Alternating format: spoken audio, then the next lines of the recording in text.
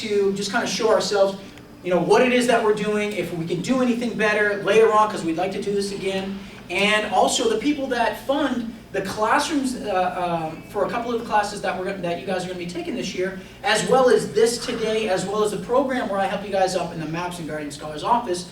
Those guys like to see, what are you doing? We're giving you thousands of dollars. What are you up to? So we're going to be doing a little bit of taping today. If you have a problem with it, you can let me know. We can try to edit that stuff out. But otherwise, it's just used for us. It's just used for learning, okay? So like I said, I've got a few things today as an orientation, just to let you guys know what you've put yourself into and what we're going to be up to in the next 2 days this week and 2 days next week. One of the things that I wanted to say right off the bat is you will now be brainwashed. Yes. No, that's not true. Hi, Sam. Hey. No, it's not true. Brainwash is not what we're up to. Brainwashing, a lot of times, I feel sometimes that people can feel like they're being brainwashed in a classroom. And what we're really trying to do is we want to help to learn the foundations of English and math, as well as the foundations of how we learn, so that it's easier. If you have a solid foundation for anything, it's much easier to learn the next steps. I'll take math, for instance. I was horrible at math when I came to this college. I started at a very low math and had to go through several before I got to a math that mattered for me to transfer. And I did that, got through those all by getting help, by creating the foundation for which I needed to help me step to the next level. Because math, just like English, is a language. And if you don't learn the basics of the language, how in the heck are you going to be fluent in it? So this is not a brainwashing. It's not an experience like any other classroom. It's really the ideas of how do you learn it? Not just me or anybody else standing up here and putting it on the board and saying, okay, figure that out. But what is it? What in the heck is it? And so how do you read that stuff? How do you really learn that stuff? So what we're going to be doing really is starting with that. Starting with the foundations. And what I want to let you know is some of this stuff you're already going to know. Some of it you've heard before. What I don't want you to do is go, I don't need that. What I want you to do is actually open up your minds and think about a different way to learn it. So that not only are you kind of getting a little bit of a repeat so that you're learning that stuff again, but that you're learning it in a different way. And when you have that, you're creating a better, much more solid foundation for yourself. And so that'll be much easier to lift yourself up and to continue to learn the things that you'll need to learn when you go into other classrooms. Because math and English isn't, and you'll learn this today, math and English isn't just about math and English class. Math and English is about all classes, really. It's about learning foundations. It's about connecting things. It's about learning the things that you need to get to another level. It's about all of those things. That's what this is really about. Not just math and English, but how do you learn it? So that you can take what you're learning here and actually transfer that to another classroom. That's what we are really about today. The people, I want to introduce you to a few people.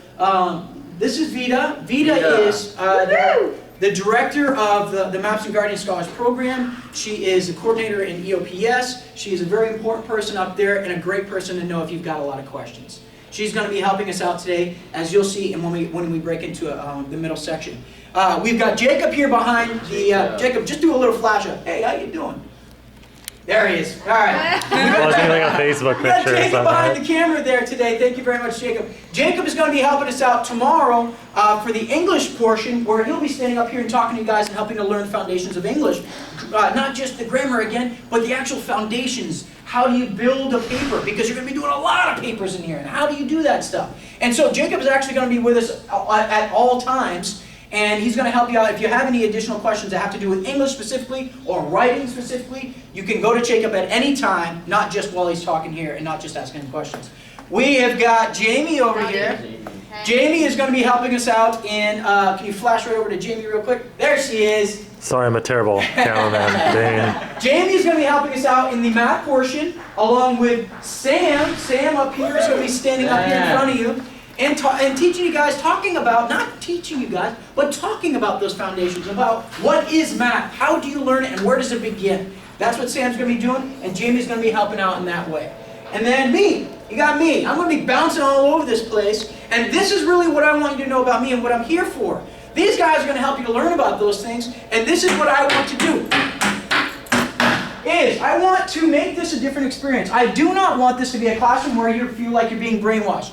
I don't want that. I don't want you to feel like if you've got a question when you're learning something that's new up here, like you can't ask a question. In fact, if you want to hop on a desk and ask that question, by all means, jump up on the desk and ask. Because I don't care what it looks like in here. I want you to feel comfortable with doing absolutely anything and asking any question. I don't care what it is. If we think that you have a question, you look a little bit perplexed, I might even come up and say, did you have a question? Because I think you do. I know I have one. That's what I'm about to do today. Okay? That's what we're going to do over the next couple of weeks. Hey, can I cut you off? The next 2 days. Yes. I have a question. Yes. Is that how you want to Yes! do it? Beautiful! Thank you for that example. Cut me off! And that's what we're about to do. Can I cut you off too? Yes! We're missing Lydia. We're missing Lydia. Lydia's going to be helping us out too. She's on her way in. She's also going to be helping us out with the middle section, which is kind of a little way of connecting. This whole thing is about connection.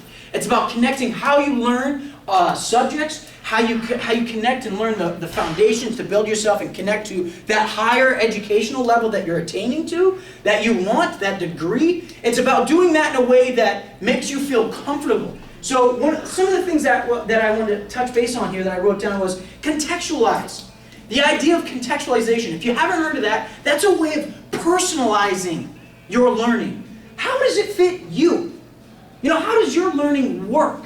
Not just having somebody bark a bunch of information up to you in front of the classroom, but how does learning work for you? It's a way of personalizing it in that way. And it's a way of being interactive. Like I said, if there are questions, then you get up and you ask them. And it doesn't matter what the question is. That's the truth. Sam the other day, come on in. Crystal Smith Whiteside. Hello, Yay. Crystal. Hey, Crystal. Crystal, where do you live? How far from here? Yeah, is it Huntington Beach? No, Where do you up the street. Oh, okay, up the street. She had trouble. She was jogging here.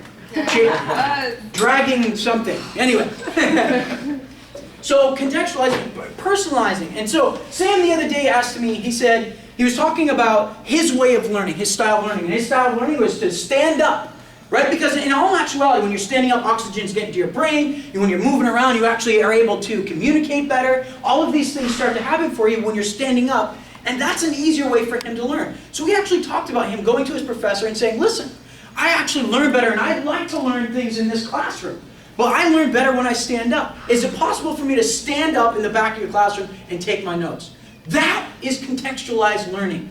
That is you demanding the fact that you want to learn at this college, and that for you to get to the next level, you know you have to build the foundations, and that you demand that that teacher help you to do it in the way that makes you feel comfortable. Now, I'm not saying that every teacher in the world is going to let you stand up in the back of their classroom and do all kinds of crazy things. I'm not saying that. But how do you learn? And if you are having trouble in a way that they're teaching, their style of teaching, then how can you make it better for yourselves? Because if you don't get it at that level, how in the heck are you going to get it at the next, or the next, or the next? Now, I don't know what everybody's educational goal is here, but I would assume that it's some form of certificate, it's some form of AA, it's some form of BA, doctorate, who knows, you're going on. But to get to those levels, I know all of you realize that you have to have a base of knowledge. And for you to have that base of knowledge, what we're stating, and what this program is about, is let's do it in a way that makes most sense to you. That's contextualized learning. That's what we're hoping to do in this thing today, is just to teach you a little bit of that. And then what we're hoping is that it'll spread. Because let me ask you a question right now. You haven't even started learning anything. Well, maybe you have. I hope you have. But you haven't started learning the English and the math portion of it yet. But let me ask you, if you had a professor that was standing up and saying, I don't care what the question is, I don't care how you ask it, and however you want to learn, let's do it your way instead of my way. Let's do it your way. Would that sound better or worse to you? Better. Better, right? It just would. If it's always the other way, it's just like Burger King. Get it your way, right? Because if you get it your way, you're going to like it a heck of a lot more. You're not a vegetarian, right? All right, so, all right. So that's what this is about, okay? A new way of learning. Make sure that if you have questions while this is going on, make sure you ask them. Throw your hand up, interrupt, ask one of these guys. These guys are going to be floating around. I'm going to be floating around. Ask questions. Do not be afraid. This is not a place for anybody to be afraid to ask anything. I want to make that absolutely abundantly clear. Does it look like I should be, does it look like I'm nervous about doing anything in this classroom? Does it? It doesn't, am I right? And therefore I want you to be just as unnervous about asking any questions in here too. Because I want to build it here, I want to build some confidence here, so that when you're taking it out there to the classroom, you can do a similar thing. Does that make sense to everybody? Yes. Yes. Yeah. Thank you. All right. Let's say here. Singing portion.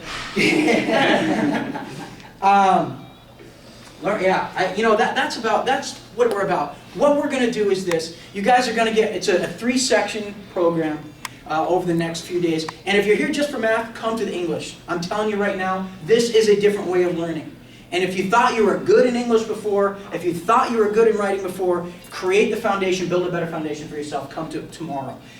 The other thing I want you to know is, if you think you already know this stuff, learn it in a new way, open your mind, and then next week will be a progress. It will be progressive. So it's going to move to a different level. So if you think you know it now, stay, come back next week, because you'll be learning new stuff then too. So I really want to encourage you to do that. The other thing is this. So it's in 3 sections. The first section, what we're going to do is we're going to talk about a little bit of math. Talk about what is it? What is math? What is math, Sam? Simply solving problems. There you go.